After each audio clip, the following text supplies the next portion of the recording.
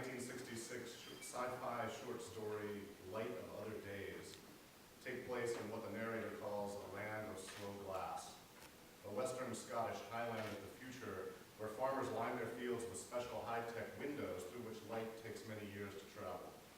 A young couple from London stops to buy such a window for their city flat, hoping to enjoy the beautiful Argyll landscape, which will eventually, years hence, stream through. As the narrator reminds us, it wouldn't be merely a very realistic but still picture.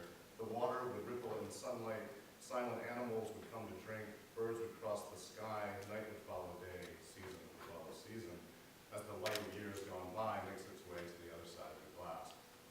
The glass, which the narrator calls ineffably poetic, works both ways, of course. And as the couple prepare to leave with their purchase, they realize that the young wife and son they've been seeing through the windows of the farmer's cottage, the neat living room, the child's bright toys, the happy mother playing with her boy, are projections via slow glass. Both wife and son were killed in a car accident years ago, the farmer tells them, saying, "I'm entitled to keep something." And the story ends with him sitting outside the house in the rain, entranced by the light of other days. Now, the title of this story is taken from Thomas More's famous 19th century song that begins, "Oft in the stilly night, ere slumber's chain has bound me, fond memory brings the light of other days around me." And as made explicit in the story, slow glass is an imagined technology of memory, a screen-like device that allows for the manipulation of time, a portal onto the past. And in this regard, and in ways that are relevant to our understanding of the digital humanities, it resembles both computer screens and books. And so I want to begin today by asking us to regard the book as codex, as a technology of memory, of patience, and time travel, as a way of thinking more deeply about what we mean when we speak of the digitization of the print record. There are many rooms in the house of the digital humanities. My own perspective is that of textual studies, and my experience center on the remediation of the 19th century, beginning first when I was a graduate student in the 1990s, learning simultaneously computer markup languages and the principles of bibliographic description in order to model books and manuscripts in digital hypermedia environments. And it quickly became clear to me that work of this kind was a fundamentally interpretive activity, one that relied on an understanding of the material and an ability to render its nuances both physical and ideational, just as much as it required any specific technical knowledge. That is, digital research in the humanities is predicated on a mutually illuminating exchange between technical and humanistic ways of knowing. Rather than simply applying computer technologies to literary objects or questions, the digital humanities scholars I most admire are pressing back on the digital, using interpretive humanistic approaches to reframe online environments or modes of visualization or definitions of data or the quantitative analysis of the past.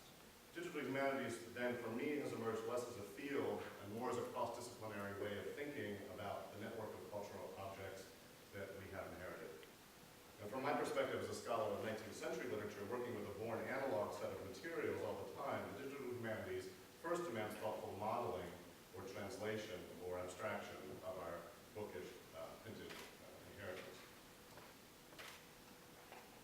So we can think about this remediation of the cultural and historical record as a series of practical technical decisions and encoded functionalities. And indeed, many would place such things at the center of digital humanities, things like scanning the original documents, marking the transcriptions with XML codes according to standards developed by the Text Encoding Initiative, rendering them accessible and searchable online, providing for their scholarly reuse by others, and surrounding them with metadata, annotations, and supplementary materials of various kinds that then can be revisualized and reused. I've been director of the digital scholarly organization NINES, Network Infrastructure for 19th Century Electronic Scholarship at the University of Virginia since 2008. And in that capacity, I work daily with projects that aim to digitally represent the historical record of the great age of industrial printing. Our collective goal is to open up these materials to various kinds of search, discovery, visualization, commentary, contextualization, and collaborative research. Our efforts at NINES fall into a number of categories, including the development of software tools. I'm happy to talk about any more of this in the Q&A period too in more detail. Development of software tools like Codex and Juxta, the building of scholarly communities around digital resources, and the engagement, and more recently, this has sort of started to occupy more of our time, the engagement of larger institutional issues such as the evaluation of digital scholarship and the future of the library.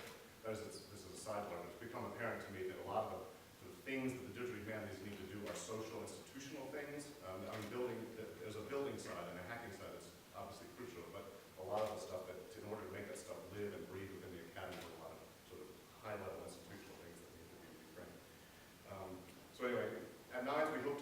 it's safe for humanities scholarship while also pushing for the kinds of access and institutional structures that we all need to do serious research and teaching in a hybrid digital world.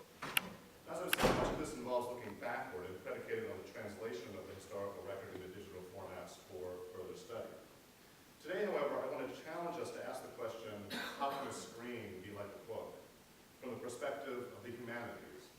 Not how can we, using hardware and software, render a printed object in digital space? Well, that's a fascinating question. But rather, how can we, using humanistic ways of thinking, illuminate the hybrid nature of books and screens in their ethical and spiritual characters? And indeed, this involves thinking not just about any one individual book, how can we render this particular object in a digital environment, but about the entire ecosystem of books and their historical relations and the implications of digitization for the cultural institutions that have in large part sustained that ecosystem. The land of slow glass, with its light of other days, helps me think towards a poetics of digitization, a theory and practice that would be responsive to the deep claims of the human and the history of media that has shaped our understanding of ourselves.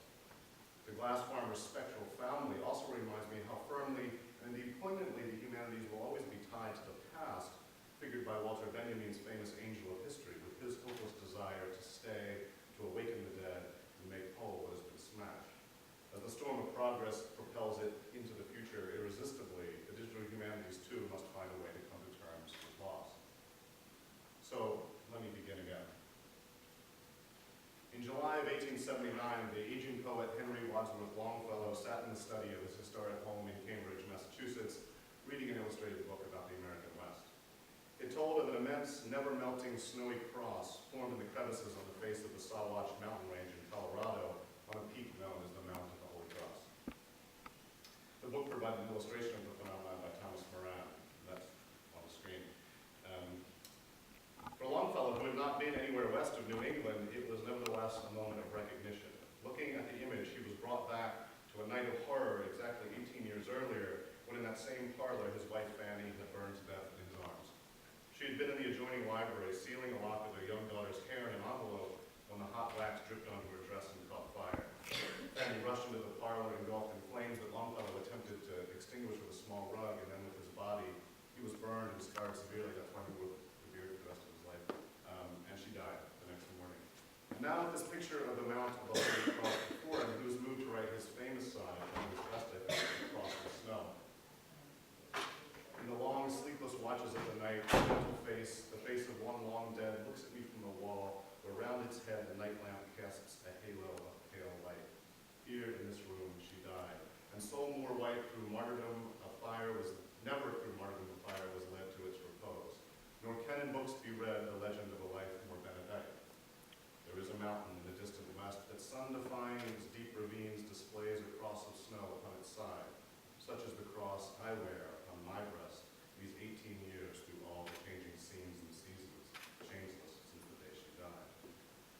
Seeing the cross of snow, Longfellow feels it in a Dimsdale-like transfer upon his own breast, where it becomes a symbol of trauma and loss, a kind of typographical dagger indicating Fanny's mortality, symbolic on the page of Longfellow's book, and adopted by him as a sign of changeless grief, the permafrost left after tragic bereavement.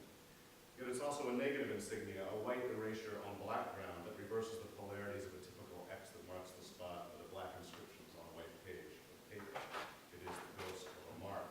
Yet through it, Fanny's legend, which outstrips those that can be read in books, emerges. The open book becomes a portal to the past, its pages, like slow glass, revealing another life. The book becomes a strange and enigmatic mirror via the symbolic trace therein. I introduced this vignette because I'm going to talk today about marks in books, and particularly about the personal appropriations associated with 19th century markup language as a way of getting at this hybrid print-digital poetics that I'm working towards. I think it's not yet well understood what 19th century books were, either as objects in isolation or as fully embedded cultural objects shaped by the myriad forces in their production and ongoing reception. And indeed, in a very real sense, we'll never fully know what books as fusions of textual and physical materials meant to their original readers. Our efforts to produce digital replicas are always shaped by our own conceptions of what old books are for, forgetting that they have been and been for many things over time. That is, we tend to characterize books as sort of stable, singular, and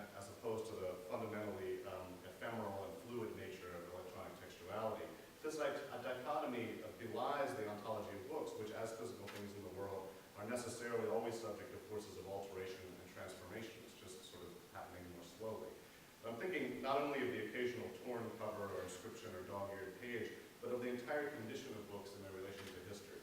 That is, even if some books appear to have changed little, our own human and cultural changes are relentlessly apparent, and so our perceptions of and interactions with books from other eras alter the very nature of those books. That is, whatever a 19th century book was, it's not the same thing in our eyes and our hands now, and just as our own childhood volumes, now heavy with time, look different to us in our own children's hands. And it follows then that our understanding of the historical book is necessarily grounded in the calibration of practices, a measuring of the many stage changes between the moment of the book's production and indeed before, and multiple moments of ongoing reception, including our own. Only from such a grounding will we be in a position to begin digital editing, to pursue digital humanities projects that take into account the awareness of mortality encoded into the book, the ongoing role of the book as a mediator between the living and the dead, not just a container for information. The 19th century book called forth many, many kinds of interaction between texts and their readers, between books and their objects, between human bodies and other human bodies.